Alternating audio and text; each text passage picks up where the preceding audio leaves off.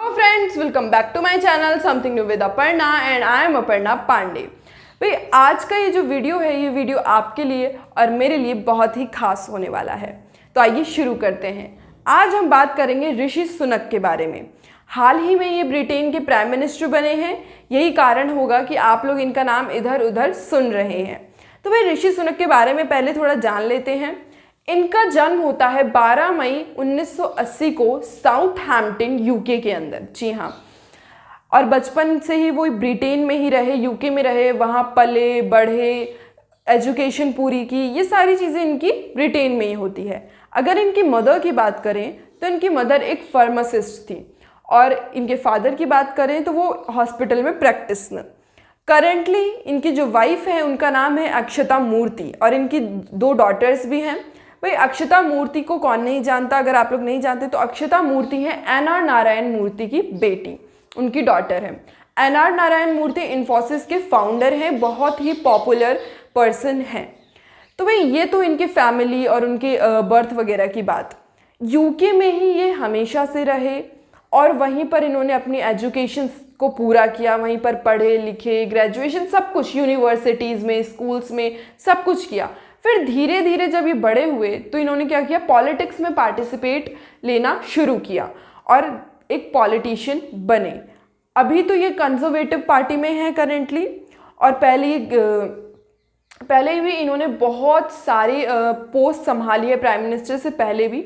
यही कारण है कि इन्हें प्राइम मिनिस्टर की पोस्ट दी गई है, क्योंकि काफ़ी इन्हें एक्सपीरियंस है पॉलिटिक्स का। अगर बात करें कि भाई ये इतने ज़्यादा हम इन पर जोर क्यों डाल रहे हैं, जोर डालने का कारण ये एक भारतवंशी है, यानी भारत के रहने वाले। भारत के रहने वाले कैसे? क्योंकि इनकी जो फैमिली थी वो भारत में ही रहती थी और वो लोग माइग्रेट करके ब्रिटेन गए थे। इनके जो ग्रैंड पेरेंट्स थे वो फाइनेंशियल कंडीशंस की वजह से उन्हें कहीं जाना पड़ा, दूसरी ओर जाना पड़ा, इसलिए वो सबसे पहले गए थे ईस्ट अफ्रीका।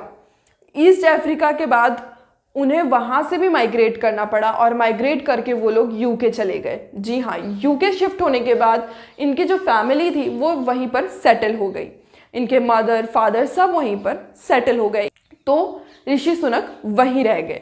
तो ये तो हुई भाई उनकी फैमिली की बात, उनकी माइग्रेशन वगैरह की बात कि वो किस तरीके से पहुँचे। अब बात कर लेते हैं कि इनकी जो प्राइम मिनिस्टर बनने का सफ़र था, क्या ये आसान था? जी नहीं, आसान तो बिल्कुल भी नहीं था। इन्हें बहुत सारी प्रॉब्लम्स का सामना करना पड़ा। इन्होंने बहुत सारे कोविड-19 जैसे और बहुत बड़ी बड़ी मुद्दों, अनएम्प्लॉयमेंट, ऐसे ऐसे मुद्दों को उठाया।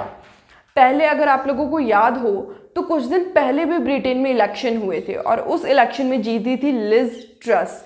लेकिन लिज ट्रस ब्रिटेन की जो सरकार है उसकी जो बागडोर है उसे अच्छे से संभाल नहीं पाई। इसी कारण से उन्हें 45 दिन बाद, 45 डेज बाद उन्हें इस्तीफ़ा देना पड़ा, रेजिग्नेशन देना पड़ा, और उसके बाद वापस से इलेक्शंस हुए और ऋषि सुनक जीते। ऋषि सुनक उस वक्त भी प्राइम मिनिस्टर की लिस्ट में थे, पर उस वक्त किस्मत ने उतना साथ नहीं दिया। शायद किस्मत को कुछ और ही मंजूर था कि 45 दिन बाद आपको बनाएंगे, थोड़ा इंतज़ार कीजिए।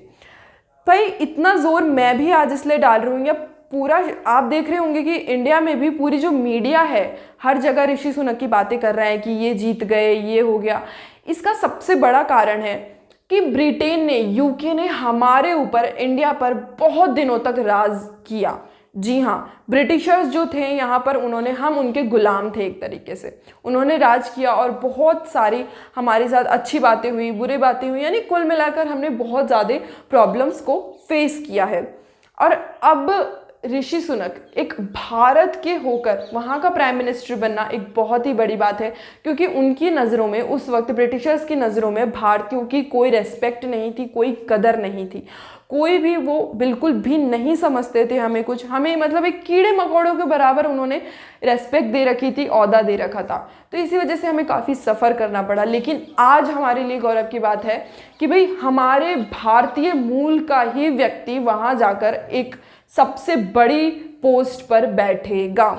जी हाँ, प्राइम मिनिस्टर की सबसे बड़ी पोस्ट होती है। वैसे तो वहाँ ब्रिटेन के अंदर किंग क्वीन का भी सिस्टम है, पर फिर भी प्राइम मिनिस्टर डेमोक्रेसी में तो सबसे बड़ी पोस्ट है। तो उस सबसे बड़ी पोस्ट पर आज एक इंडियन बैठेगा वो इंडियन ऐसे तो नहीं है, पर इंडियन मूल के ही हैं, इस वजह से ये हमारे लिए एक बहुत ही, और वो पहले ऐसे व्यक्ति हैं जो भारतीय मूल के होने के बावजूद ब्रिटेन के प्राइम मिनिस्टर बन रहे हैं।